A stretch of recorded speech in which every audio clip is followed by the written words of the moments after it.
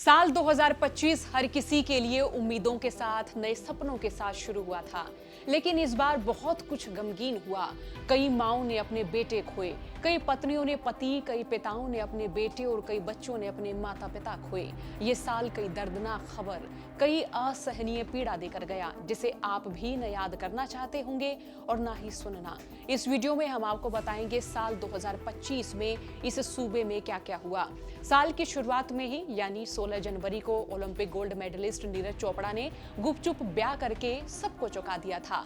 नीरज ने tennis player Himani मोर से 16 जनवरी को हिमाचल के सोलन में शादी की थी। शादी समारोह में सिर्फ परिवार और करीबी लोग ही शामिल हुए थे। नीरज चोपड़ा ने उस समय कहा था कि ब्याह तो कर लिया, लेकिन जीमना यानी रिसेप्शन जब टाइम मिलेगा भाई, जब जरूर करांगे। और शादी के लगभग एक साल बाद नीरज चोपड़ा और हिमानी मोर की 3 रिसेप्शन पार्टीज हुई। इनमें प्रधानमंत्री नरेंद्र मोदी समेत देश के बड़े दिग्गज शामिल हुए। अब साल बढ़ता गया और 1 मार्च को रोहतक में सांपला बस स्टैंड के पास झाड़ियों में एक सूटकेस मिला, जिसे खोला गया तो उसमें एक लड़की की लाश मिली थी और लड़की की पहचान कांग्रेस नेत्री हिमानी नरवाल के तौर पर हुई और वो राजनीति में बड़ी तेजी से सीढ़ियां चढ़ रही थी। 5 मार्च को इस मामले में बहादुरगढ़ के सचिन उर्फ ढिल्लू की गिरफ्तारी हुई। जांच में सामने आया कि सचिन ने मोबाइल चार्जर की तार से हिमानी का गला घोटा था। सचिन 27 फरवरी की रात उससे मिलने गया था और इसी दौरान विवाद हुआ और फिर उसने हिमानी की जान ले ली थी। हिमानी के परिवार ने बड़ौदा से कांग्रेस विधायक इंदुराज नरवाल और कई दूसरे कांग्रेसियों की भूमिका पर सवाल खड़े किए हैं। मार्च 2025 में हरियाणवी इंडस्ट्री में ऐसा बवाल हुआ जो इससे पहले कभी भी देखने को नहीं मिला। हरियाणा सरकार ने गन कल्चर, बदमाशी और गुंडागर्दी को बढ़ावा देने वाले गानों पर बैन लगा दिया। और फिर क्या था, बवाल बहुत ज्यादा हुआ और इस बवाल के बीच सबसे ज्यादा चर्चा हुई मासूम शर्मा की। मासूम शर्मा के सबसे ज्यादा गाने बैन हुए थे और अब तक मासूम शर्मा सभी सिंगरों में टॉप पर चल रहे हैं। 2 अप्रैल 2025 को गुजरात के जामनगर में भारतीय वायुसेना के जगुआर लड़ाकू विमान क्रैश होने से 28 साल के सिद्धार्थ यादव हमें अलविदा कह गए थे। इनकी शादी 2 नवंबर को तय हो चुकी थी और दोनों के घर परिवारों में शादी की तैयारियां चल रही थी। सिद्धार्थ यादव अपनी मंगेतर सानिया से वादा करके गए थे कि वो जल्द आएंगे, लेकिन सिद्धार्थ अपने घर आए तिरंगे में लिपटकर। सिद्धार्थ को देखकर उनकी मंगेतर सानिया बार बार कहती रही कि तू मुझे लेने क्यों नहीं आया। अपने मंगेतर के ताबूत को देखकर सानिया बार बार कहती रही कि मुझे उन्हें देखने दो, थोड़े समय तक देखने दो। सानिया सिद्धार्थ के ताबूत पर रखे फोटो को देखकर बार बार कहती रही कि मुझे लेने क्यों नहीं आई। ये कितना मुश्किल रहा किसी प्रिय को अलविदा कहना, कितना मुश्किल है उसे जाते हुए देखना और कितना मुश्किल है अपने भीतर मची कुलबुलाहट को शांत करना और कितना मुश्किल है आखिरी विदाई के बाद अपनी भावनाएं बताना। साल 2025 आंखों को नम करने वाली ये तस्वीरें भी देकर गया।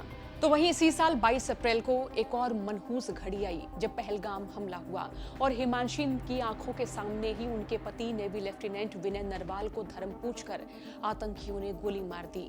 उस समय विनय गिर पड़े तो हिमांशी आतंकी पर चिल्लाई थी। आतंकी से पूछा कि ये क्या कर रहे हो, क्यों कर रहे हो, तुमने मेरे पति को मार दिया, मेरी अभी शादी हुई। लेकिन आतंकी ने उसे सिर्फ इतना कहा कि जाओ यहाँ से। हिमांशी ने कहा कि मैं उस पर चिल्लाई थी, कई सारे सवाल किए थे, लेकिन वो इंसान इसके बाद कुछ नहीं बोला और वहां से चला गया था। विनय नरवाल और हिमांशी की 16 अप्रैल 2025 को मसूरी में शादी हुई। 19 तारीख को करनाल में रिसेप्शन हुआ और इसके बाद 21 अप्रैल को हिमांशी के साथ हनीमून मनाने के लिए वो पहलगाम गए थे और 22 तारीख को इस जघन्य हमले में 26 पर्यटकों की मौत हो गई थी और जबकि कई घायल हुए थे। एक स्थानीय मुस्लिम गाइड और एक क्रिश्चियन पर्यटक भी मारे गए थे। लश्कर ए तैयबा से जुड़े द रेसिस्टेंस फ्रंट यानी TRF ने इसकी जिम्मेदारी ली और इस हमले को लेकर भारत पाकिस्तान का तनाव चरम पर पहुंच गया था। भारत ने पाकिस्तान के आतंकी ठिकानों को ध्वस्त करने के लिए ऑपरेशन सिंदूर चलाया था। तो इसी साल 16 मई को पुलिस ने पाकिस्तान के लिए जासूसी के शक में हिसार की रहने वाली सोशल मीडिया इन्फ्लुएंसर ज्योति मल्होत्रा को गिरफ्तार किया।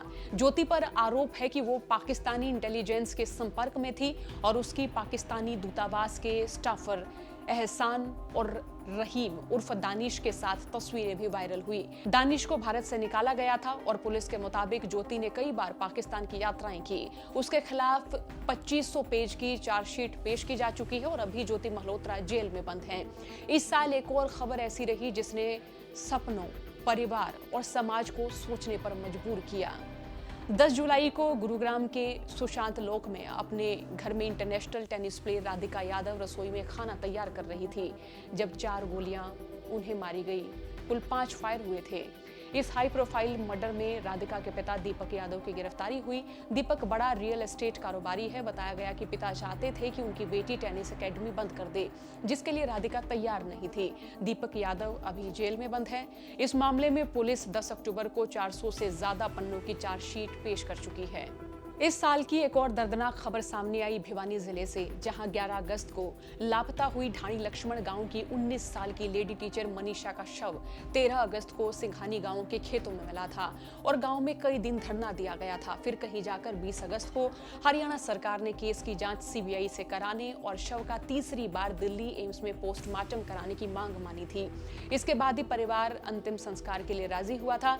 21 सितंबर को ढाणी लक्ष्मण गांव में मनीषा का अंतिम संस्कार हुआ। सीबीआई जांच में अभी तक ये सामने नहीं आया है कि मनीषा की जान क्यों गई थी। मनीषा केस जान लेने और जान देने के बीच उलझा ही हुआ है। सितंबर में हो रही बारिश ने हालात इतने गंभीर कर दिए कि हरियाणा के कई जिलों में गांव डूब गए थे। हिसार जिले के 307 गांव में से 180 गांव में पानी भरा और 100 से ज्यादा परिवारों को ऊंचे स्थानों पर पलायन करना पड़ा था। 81 गांव में करीब 65,000 एकड़ फसल को नुकसान पहुंचा। हिसार में 10 से ज्यादा घर गिरे हैं। 5 लोगों की मौत बारिश से जुड़े कारणों से हुई। जींद के 20 से ज्यादा गांव के खेतों में बरसाती पानी भरा। 22,000 एकड़ में खड़ी कपास की फसल को नुकसान हुआ। यमुना नदी उफान पर होने से 2 दर्जन से ज्यादा गांव के खेत डूबे। यमुना नदी में गन्नौर से लेकर दिल्ली बॉर्डर तक करीब 30 गांव हैं और सबसे ज्यादा नुकसान किसानों की जमीन नदी में समा जाने से हुआ है। किसानों के अनुसार करीबन 2 से 2,500 एकड़ फसल प्रभावित हुई है। गुरुग्राम के नसबगढ़ नाला यानी पुरानी साहिबी नदी के आसपास धर्मपुर गांव के पास ओवरफ्लो हुआ, जिससे 3 सोसाइटी और धर्मपुर गांव में पानी भर गया था। अरावली बांध टूटने से पहाड़ों का पानी कादरपुर और आसपास के क्षेत्र में जमा हो गया था। जिले में 5 घर ढहे या उनमें दरार आई। एक घर गिरने से एक महिला की मौत हुई। बारिश के कारण भिवानी जिले के तालू, धनाना, जताई, सई, मढाना, प्रेमनगर, तिगड़ाना, गुजरानी, घुसकानी, मिथातल, मुंढाड़, बडेसरा, खरक, कलिंगा, चांग, ढाणी चांग, डांग, बीरण, सांगवान जैसे कई गांव में जल भराव हुआ। गांव सांगवान के परिवारों ने तो शाम में शरण ली थी। गांव कलिंगा में एक घर गिर गया था, जिसके नीचे दबने से 3 बच्चों की मौत हो गई थी। तो वहीं नूह में करीब 53 गांव में जल भराव की समस्या बनी हुई थी। करीब 4,105 एकड़ भूमि में फसल खराब हो चुकी थी। बारिश के कारण 12 मकान गिर चुके और 5 लोगों की मौत हुई थी। तो वही चरखी दादरी के गांव रणीला, दादरी शहर सहित आधा दर्जन गांव में मकान गिरे। गांव काकड़ोली, हुक्मे, कादमा में 4 लोग करंट की चपेट में आए। कपास, बाजरा, मूंग फसलों को काफी नुकसान हुआ। तो वहीं एक रिपोर्ट की माने तो 11 जिलों के 1,932 गांव में पानी भर गया था। 70 घर ढह गए थे और 5.25 लाख एकड़ फसल डूबी। ये 11 जिले अंबाला, यमुनानगर, कुरुक्षेत्र, करनाल, सोनीपत, सिरसा, फतेहाबाद, हिसार, गुरुग्राम, नूह और फरीदाबाद रहे। इस साल सूबे से एक और चौंकाने वाली खबर सामने आई 7 अक्टूबर 2025 को, जब आईपीएस पूरन कुमार ने चंडीगढ़ में खुद को गोली मार ली थी। उन्होंने अपने आखिरी नोट में तत्कालीन डीजीपी शत्रुजीत कपूर, रोहतक के तत्कालीन एसपी नरेंद्र बिजारनिया समेत कई बड़े अधिकारियों पर गंभीर आरोप लगाए थे और इस केस ने सिस्टम, सरकार, करप्शन और जाति पर एक बड़ी बहस छेड़ दी थी। सोचने पर हर कोई मजबूर हो गया था कि पद चाहे कितना ही बड़ा हो, जाति है कि जाति ही नहीं। इस केस को करीब 80 दिन बीत चुके हैं, लेकिन एसआईटी चार्जशीट दाखिल नहीं कर पाई है। इस घटना को लेकर एसआईटी ने कोर्ट में देरी होने का कारण बताया है और साथ ही बताया है कि आखिरी नोट में लिखे अफसरों के नामों में से कई अफसरों सहित करीब 60 लोगों के बयान दर्ज कर लिए गए हैं। इनमें करनाल पुलिस स्टेशन के कई मुलाजिम, डिपार्टमेंट से संबंधित मुलाजिम और कई बाहरी गवाह शामिल हैं। बहुत जल्द एसआईटी कोर्ट में इस केस को लेकर दोबारा से पेश होकर स्टेटस रिपोर्ट फाइल करेगी।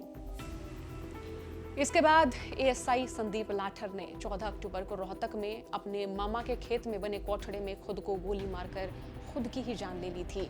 यह मामला हरियाणा के senior IPS Y Puran Kumar के मामले से जुड़ा हुआ था और इसी वजह से ये हाई प्रोफाइल बना।